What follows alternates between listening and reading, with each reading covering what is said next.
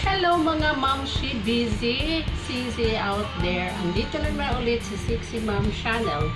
Kaya mayroon na po akong share sa iyo paano gumawa ng canvas bag. Napakadali lang po. Ang kailangan lang natin ay tela na canvas na pwede rin siyang gamitin eco bag.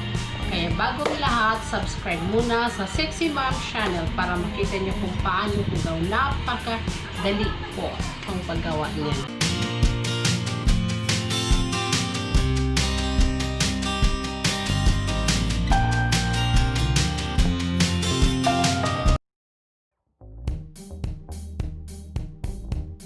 Ito lang ang kailangan natin.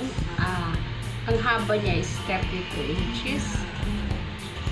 Depende kung gaano kalaki kahaba, nasa sa inyo na lang po. At saka 6 by 16.